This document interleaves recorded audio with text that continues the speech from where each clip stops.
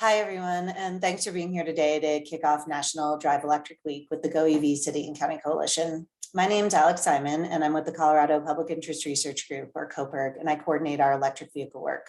We are a statewide advocate that works for a cleaner, healthier, and safer world. We're part of the GoEV City and County campaign. Other partners include Colorado Sierra Club, Conservation Colorado, SWEEP, the Southwest Energy Efficiency Project, and CLEAR, Clean Energy Economy for the region. The GoEV City campaign asks cities and counties to commit to a 100% clean electric powered transportation future, including all municipal fleets, local transit, taxis, Ubers, Lyfts, and all passenger vehicles.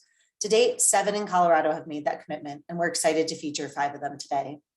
I'm excited to be here to celebrate some of the great progress made by these leading GoEV cities and counties.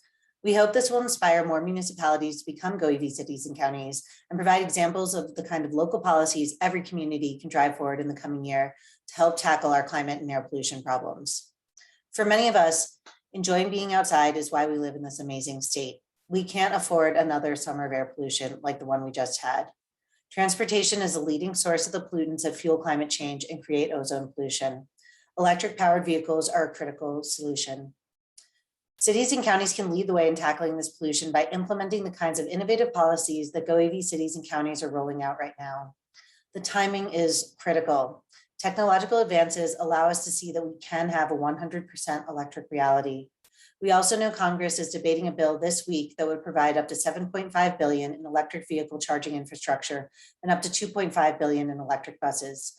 The time is right for cities and counties to go big. The 5 municipalities we have chosen today have each selected 1 or 2 pieces of their transportation electrification program to share with you to provide both an example and an inspiration for future action. We'll take questions at the end via the chat or the Q&A function. We'll start with Mike Salisbury, who's here from the city of Denver to talk about the electric car share programs in under-resourced community.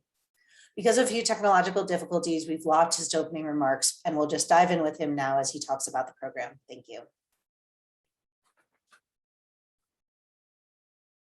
And then, excellent, recorded for posterity. So then last year, through the Federal CARES Act, we applied internally via city and said, hey, we would love to scale this up a little bit. We feel like we've had some good results from this program. So we put in a kind of internal city application, ended up getting $300,000 in funding.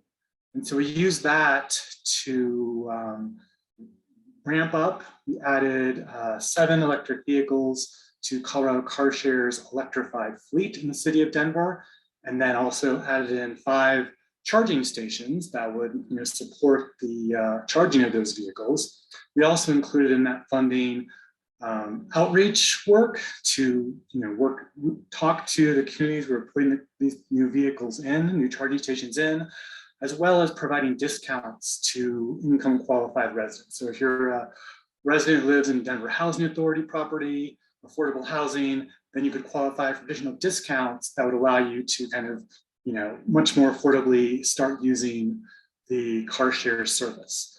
So it was really an exciting project in that originally the funds were awarded in August 2020, and the original deadline was the end of the year, which if anyone working in city government is familiar with how we operate, doing things really, really, really, really fast is not always our strength, but we did it. We got it done. We got the 5 charging stations installed.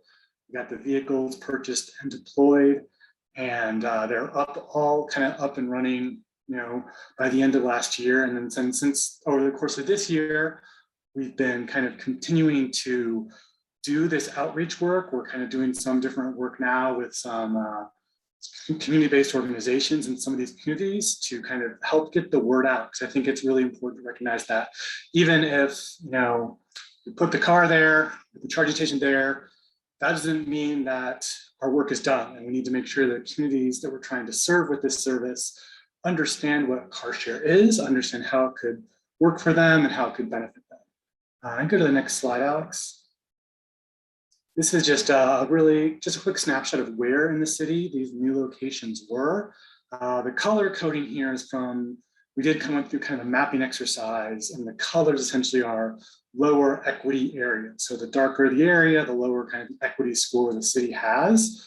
So we really are trying to focus on making sure these are all set in areas that we felt needed and could be best make use of additional mobility resources. So you can see a lot of the DHA's Denver Housing Authority. They're an important partner of us for these projects. So 3 of these locations are at co-located Denver Housing Authority properties. We have 2 at city lot locations, the Denver DMV in the 5 Points neighborhood, then at the 20th and Chestnut City parking lot. And then we also partnered with Urban Land Conservancy at their location down around Colfax. Next slide, please. This is just some pictures of some of the vehicles in the wild, just so you know it's all happening. So it's been really an interesting process. Again, it's been ramping up. A couple of these were new property, a very new DHA property in the Sun Valley neighborhood. So that's been a kind of a learning experience for us as well, is how you kind of work with people who are just moving in and gives you an opportunity to talk to them from the beginning of their residency at that place, but also figuring out how we ramp up and do that outreach to them. So I think the top line is it's been a really fun project to work on, and we're really pretty happy with how the sites are doing. I mean, we always want more utilization from the vehicles and getting more people signed up to use the vehicles and use the car share service. So we are actually in the process of thinking about our next step in this space. How can we partner with other people, that would be at Xcel Energy or other entities, take advantage of different funding that might be coming from the state or the federal government to try to think about how we scale this up even more. So right now, we have 7 electric car share vehicles in the city of Denver. We're really trying to think about how do we really expand that network even more to provide more mobility to Denver residents. So I will stop there and pass it back to Alex.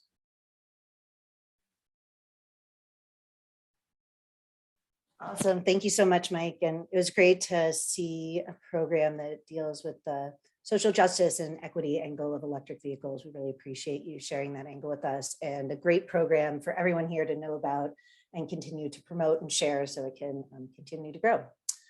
Next up, I'm super excited to be featuring Teresa Worsham from the city of Golden, who's going to talk about EV in building and parking codes. Thanks, Alex. Golden has had several different versions of requiring new development to have electric vehicle charging stations. So next slide, please. We've started in about 2010, and as part of our zoning code, we actually require several sustainability best practices for new development. Our sustainability menu, as we call it, allows developers or homeowners to choose from a variety of options in the sustainable best practices realm, and it's really about green building.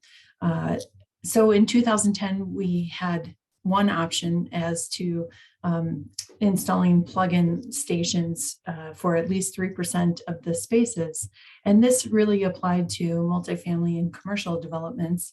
And at the time, we didn't really clarify between level 1, level 2, level 3 charging stations. So in 2010, we had several developers who chose level 1 options. So if you might already know, those are the 110 outlets that we have in our homes. They take a very long time to charge, but we had several developments put those in as charging stations.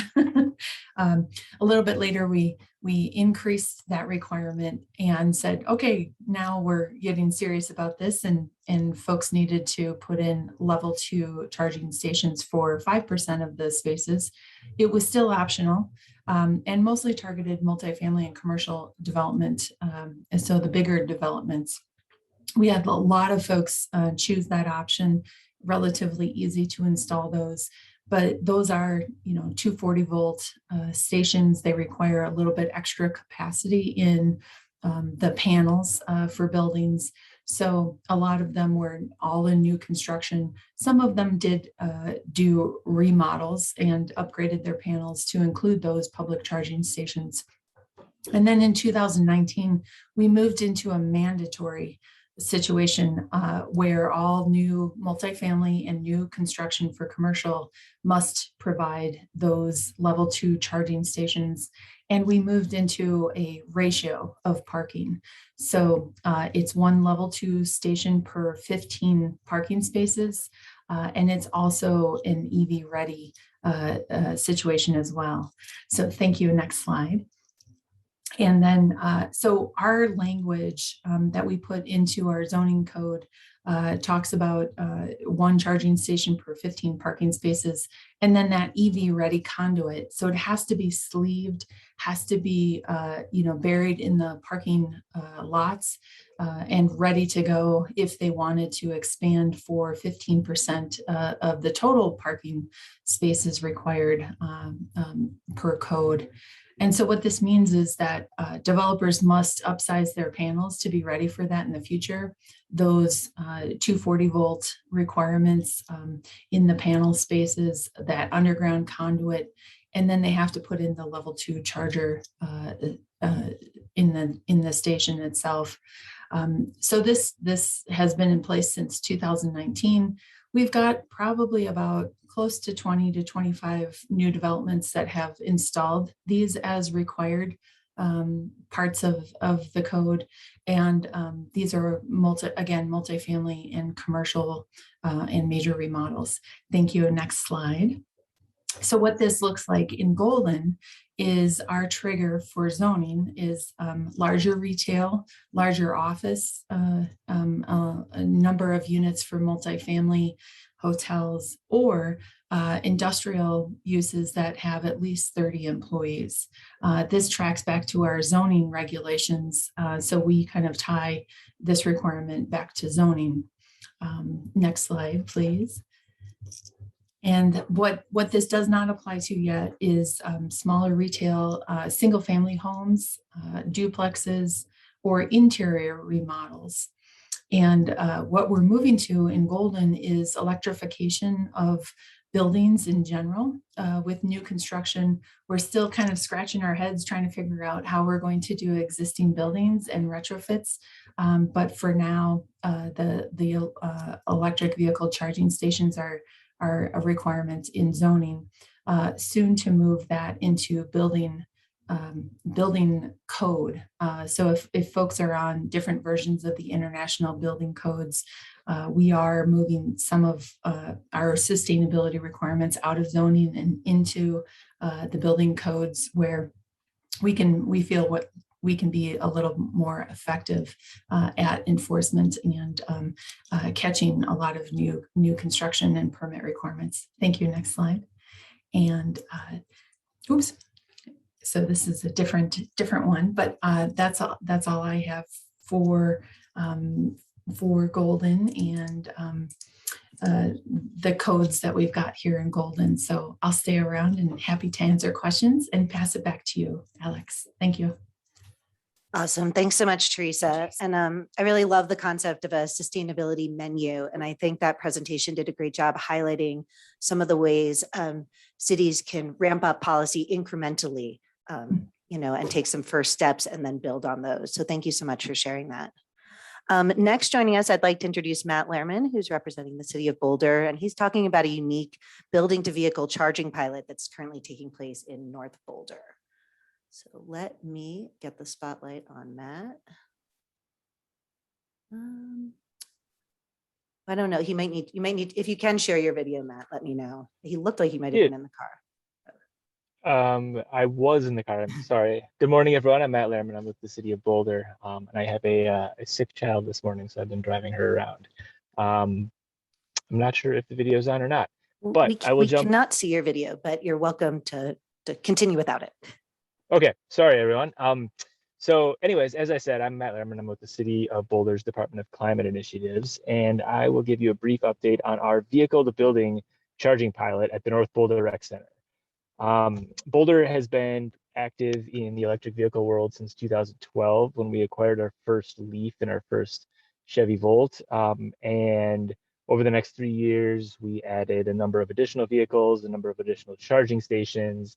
We did a full citywide assessment of infrastructure needs with the Southwest Energy Efficiency Project in 2015 that set a roadmap for additional work we needed to do to continue to electrify. That led us to a place where we now have about 45 charging stations publicly available, in addition to our fleet chargers that we have for our own city use. We went from about 8 vehicles at that time, and shortly thereafter, we conducted a fleet analysis that gave us a roadmap to 100 vehicles electrified, of which we now have about 35. And then we said, we have all these batteries sitting on the road. We know what our fleet looks like. We know when the cars drive and when they don't and where they park. What else can we do with the batteries? And we found a company called Fermata Energy, and we entered into an agreement with them in which we would use a city fleet vehicle, a Nissan Leaf, and they would install one of their charging stations at the North Boulder Rec, and we would attempt to discharge the battery when the car was not being driven, and to help to reduce some of the monthly demand charges that we have at that building. That building is, depending on the season, probably in the 150 kilowatt peak demand range. And we said, based on how the staff at that site uses the car, they probably don't have to change how they use the vehicle at all, and we can still save some money. So that's exactly what we've tested. The hypothesis says, hey, drive whenever you want. Don't worry about the time of day or whenever. Just use all of your normal fleet purposes, and we'll save money. We installed the charger in September of last year, so we just passed a year of operations, and I think in 9 of the first 10 months, we still have 2 months that we haven't finalized the data, but we reduced peak demand by about 15 kilowatts. And so when you add up the base demand charges and all of the riders in the wintertime, we're paying about between $17 and $18 per kilowatt of peak demand to Xcel, and in the summer it's closer to $21. And so when you multiply that by 15 kilowatts of demand charge savings, it's a meaningful savings. It's a few $100s a month. And so, as I said, we've just kind of completed year 1, and we're just kind of trying to tease out the main lessons and kind of figure out, does this work for other parts of our fleet? Are there other applications that are beyond peak demand reduction that we could use? For example, could we put it at someone's house and provide backup power instead of doing peak demand? Or are there other purposes entirely? So that's a conversation with Xcel, that's a conversation with Fermata, and it's a conversation with the vehicle manufacturers as well. I think there's only 2 vehicles that I'm aware of on the road today that you can just buy them off the shelf, essentially, and discharge battery power from the battery without any modification. So I think it's a broader conversation in the industry as well about what are the best uses for that. I think there's a lot of promise with vehicles like the F-150 electric that's coming out that my understanding is has that ability. So I think there's a lot of promise, but the main benefit right now is, like, yes, we know that the technology works. We know that there's meaningful savings. We've kind of had an interesting experience in that we've tested it during the era of COVID, so to speak. And so the building is still operating. There's still staff at the building, but the daily use is maybe slightly more different than, say, normal, quote unquote. So I think the real benefit right now is we were able to verify, yes, it works. Yes, we can communicate. We can reduce the peak demand with the technology. But as the building kind of hopefully ramps up to more normal operations, we're going to continue to test and see if there are changes we need to make, if we need to add different vehicles and so forth. But as a whole, it's been a very successful project. There's a bit more information you can see on the website that's listed there. And yeah, I would say it's been a very successful evolution of our long-term EV work in Boulder. Awesome, Matt. Thank you so much. I think that's a really cool project to highlight, to show how recent changes in technology are just opening up a lot of different doors that we may have never expected in terms of electrifying vehicles and buildings and ways they can interact. And a lot of new things are possible going forward.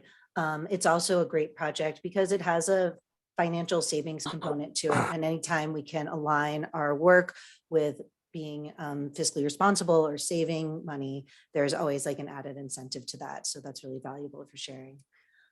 Thank you, Matt. Thank you. Next up, I have Michael Wurtzel joining us from Summit County to speak about working with some of Xcel's different incentive programs. So welcome, Michael. Thanks for having me, Alex.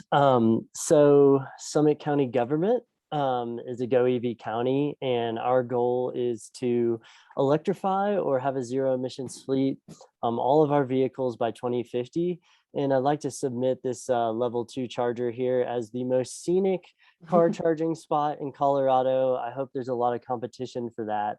But we're lucky to Xcel Energy provides 99% of the electricity to Summit County, and they recently passed a $100 million transportation electrification plan that offers several different programs, a lot for residents, and but also some for municipalities and commercial use.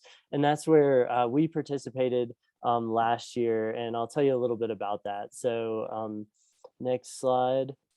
Thank you. So as you think about Xcel Energy's programs, there's really 3 major components to any part of an electric vehicle charging project. On the left over here, you've got what Xcel calls line extension, and that's really distribution in your transformer. Then in the middle, we have what Xcel calls EV supply infrastructure, and that's what we participated in. So that's Xcel's EV supply infrastructure program, which I'll be talking about. And that includes the conduit, the panel, and the conduit, panel, wiring, and electrical work there. And then the last part about it is the charging equipment. And if you've ever looked into charging equipment, you'll realize that charging equipment varies widely in price, sophistication, electrical output. So there's kind of a lot you can go into there. And this program works really great for public, fleet, and workplace charging. So to dive right into the Summit County project, next slide, please. You can see here on the photo on the right, that is our county courthouse offices located in Breckenridge, Colorado. And what this program does, and it's really important to note, is that Xcel really focuses on that, what they call the charging infrastructure. So that is the meter, and the conduit and the electrical box. And so when you apply to Xcel's this program with Xcel, they basically look first at the distribution, and they'll tell you, okay, you have to do a transformer upgrade or a line extension. And one thing to note about those is those can be very expensive. So that can increase the cost of a project anywhere from 30 to 100%. And you might not know whether you need line extension, either an upgrade in distribution or transformer before the project. So Xcel encourages everyone to apply if you would like to install EV charging infrastructure, and you can cross that bridge when you get there. So luckily this project, we did not require any line extension or transformer upgrades. So Xcel came in, they installed the new panel and the EV meter. They put the conduit under the sidewalk there, down like across that little rail out to where our charging station is currently. And they do all of that work completely for free. And then what the county is responsible for is then hiring a different contractor that once the infrastructure is in place and the meter is set, to install the actual EV charger, the ballers, the signage, and do some minor concrete work associated with the project. So if we move to our final slide here, these type of projects can take anywhere from 3 to 6 months. So it's definitely a process that you want to get started now. And so really what we found out was that this project saved us a lot of time and it saved us a lot of money. So if you look at the top graph here, you can see that between the Charge Ahead Colorado grant and Xcel's estimated EV supply infrastructure, this project cost Summit County only out of pocket around $2,000, whereas previous projects where we were paying out of pocket for all of Xcel's EV charging infrastructure work, in addition to the contractor work, we were paying out of pocket a significant portion more. So we're really looking forward to participating in this program in the future and the cost savings that it provides and meeting our workplace EV charging goals. And you can see we've now installed 15 ports over the past 2 years. And we're looking, so far, we've averaged about 10,000 per port, but we expect this price to go down significantly over time because of this Xcel program. And the last thing I'll say, the program is open right now. It's a pretty simple application process. So if you're interested in applying for the first round, you only have until September 30th to do so. And Xcel really encourages everyone to apply. They're not guaranteeing they'll take on your project, but you can at least get started and apply. And the last thing I'll say that I think just transforms people's cultural attitudes and like around EV charging. I can't tell you how many staff at Summit County I've had in the past couple of years say, wow, I'm amazed at how often those EV chargers are getting used. And it's really made people realize that EVs are a viable solution to their own transportation needs. So that's really exciting. Awesome. Thank you so much for sharing, Michael. And that was such a great presentation because it really highlights how working strategically with like utility partners can help dramatically lower the cost of some of these programs. And I think anytime as city and county leaders, you can show that you're leveraging your public dollars to go extra far, that makes a more compelling case for making these kind of investments. And Michael also raised a really great point about visibility and how just seeing these chargers out there, getting them out there into the communities are just helping provide that kind of greater cultural shift with hearts and minds around electric vehicles. So thanks so much for sharing.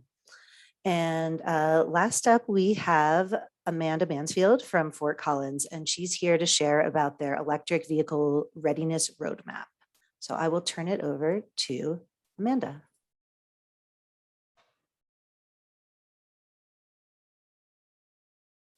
Great. Hello, Amanda Mansfield, Transportation Planner, City of Fort Collins. And as Alex said, I'm presenting on our roadmap. I've included a lot of our initiatives in here, so it's going to be a high-level presentation. If you have questions, I'll put my contact info in the chat. Next slide, please. So we developed an electric vehicle readiness roadmap here in Fort Collins late 2018, and here are the strategies that are included in that roadmap.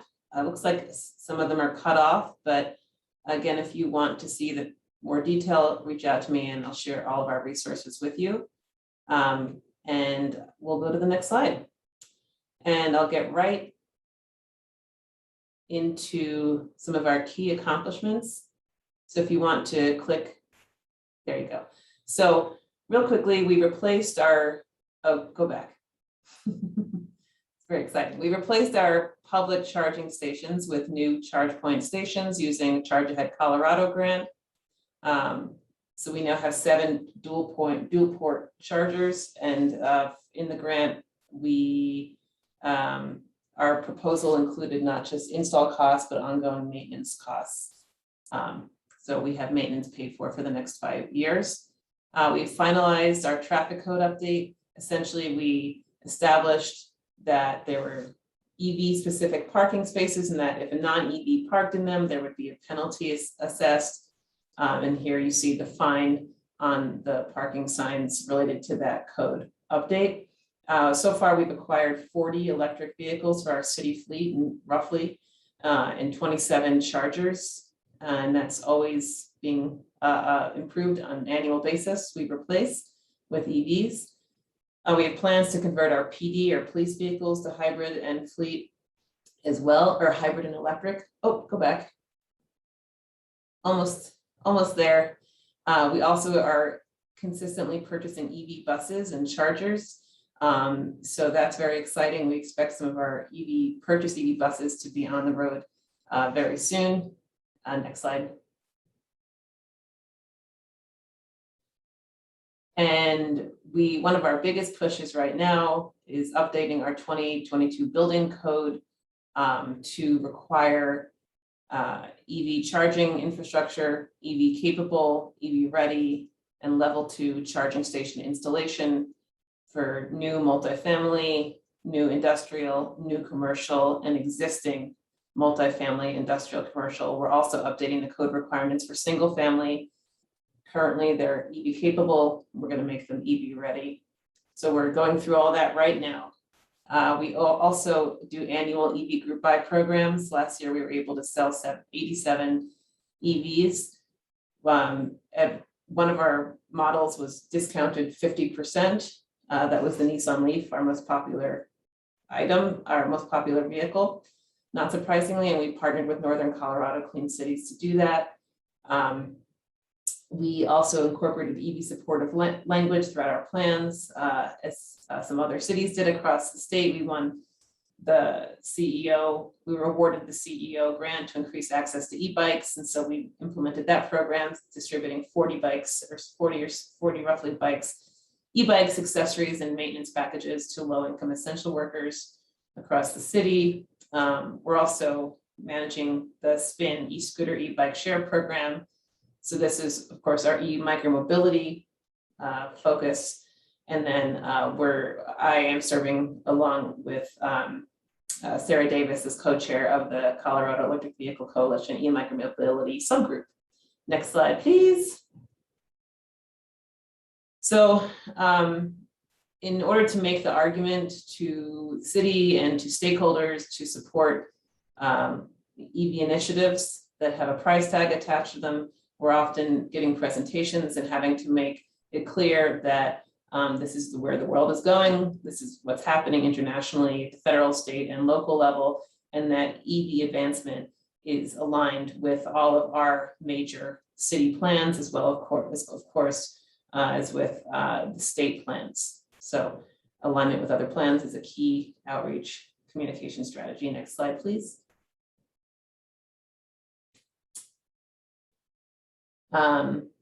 We've won a couple of awards, mostly due to our awesome fleet manager, Tracy Oshner. So kudos to him. And next slide, please.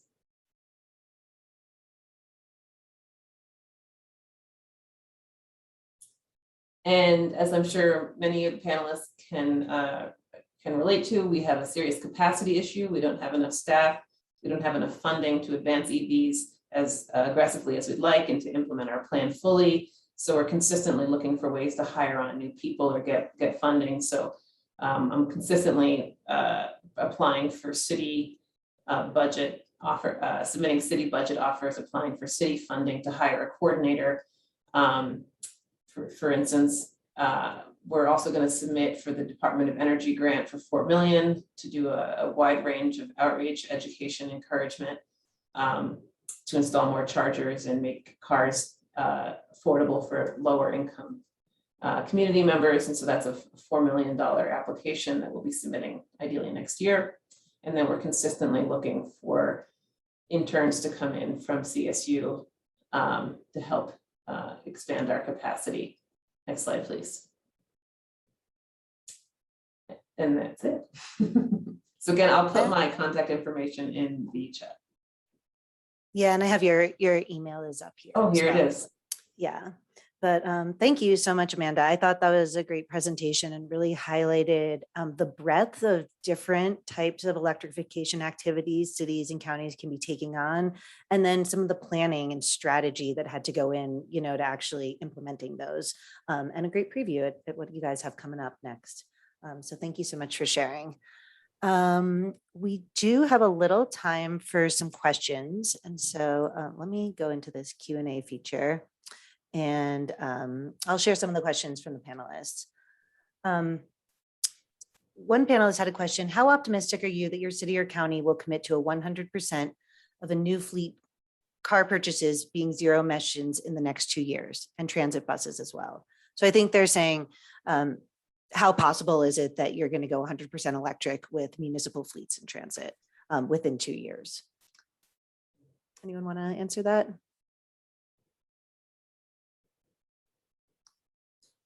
I can just quickly say that, for us, it's about replacing what we have. So realistically, we won't get there in 2 years, but each year we replace internal combustion engine with EV for our fleet. And as far as buses, it's all about grant money, federal grant money. So as fast as we can get that grant money awarded to us, we'll take it and spend it on new EVs, but not likely in 2 years. I would just say within that 2-year timeline, I think our real challenge is getting all the use cases that city fleet vehicles do as having like a fully electric option. I think having, Matt mentioned the Ford F-150, like having a pickup truck that is fully electric that our Parks and Rec department can use for hauling around large amounts of, compost or, mulch, things like that. So that's a large percentage of the city's fleet is in pickup trucks. Probably the other challenge we have in that space is police vehicles. Police vehicles are huge, again, a large chunk of our light duty fleet. And they're just not, see like the Tesla Model Y, people are using that. There's just not a pursuit rated EV from an OEM right now. And so I think that'll be huge. If we can get that into electric version, that will kind of really allow us to essentially fill all the, use cases, the major use cases we have, at least in our light duty fleet. So as those vehicles become available, I think we will look to make them the default for city fleet purchases. I would just add too that Golden is working on a fleet electrification plan as part of the GoEV City campaign as well. And ours is, I'd echo also what's been said here, that you've got to use and abuse these vehicles to see if they make the case for, the work that they need to do. So the police interceptors are hybrid right now, but hopefully when they become fully electric, that they perform as well as what the police department staff expect. And then also the 4x4 trucks. We've got a couple of deposits on the Lightning, the Ford Lightning fully electric, and we're hoping to use and abuse those to make sure that they work.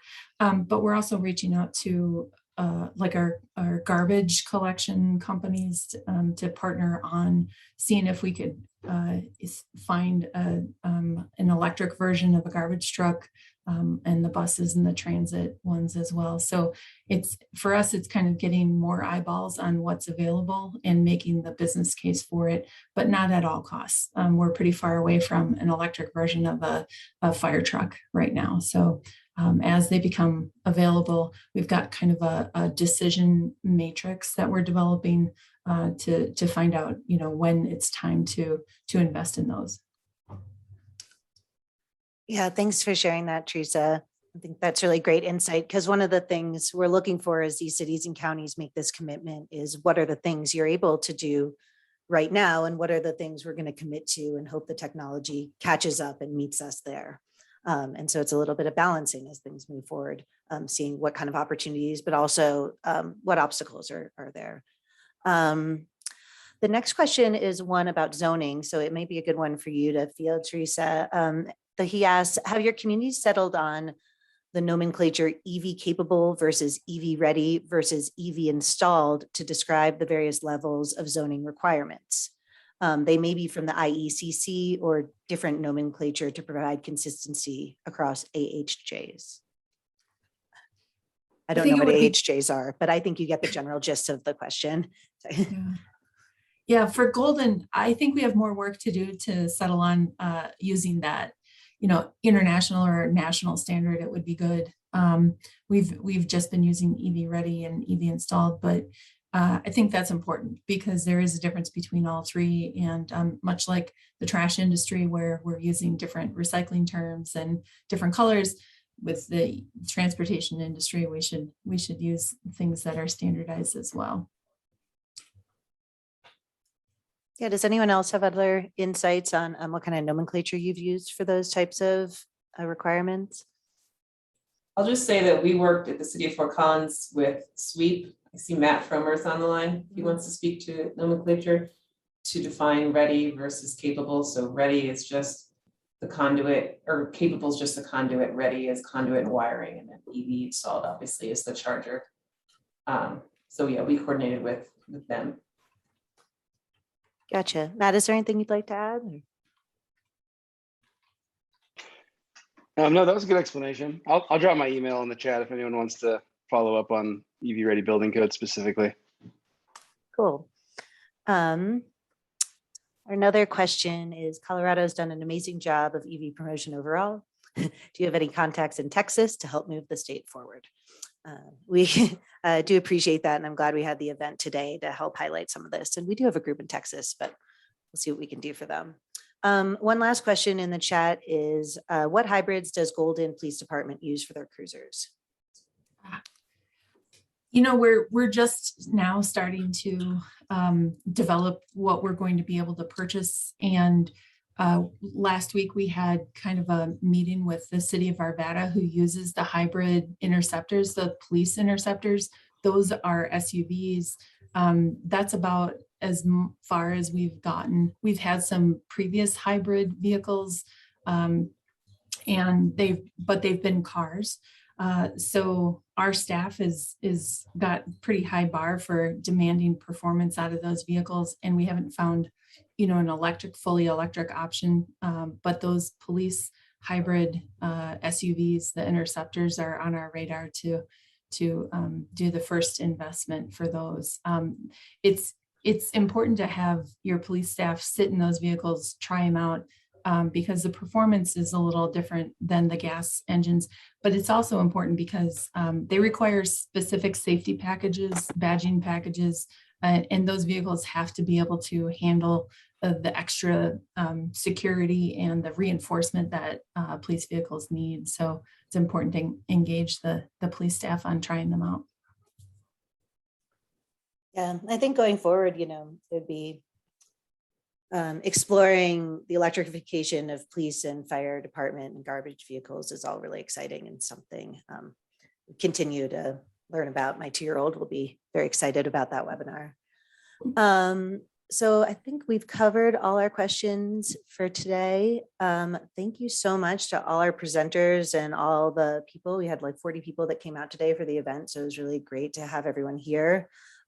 We do have CoPERG and the GoEV City Coalition are hosting another webinar about electric school buses on Thursday at noon. No advance registration required, so we'd love for you to join us. And if you have other questions about this event or work around electrification EVs, feel free to reach out. So thanks again for everyone, and have a great day. Enjoy the rest of National Drive Electric Week.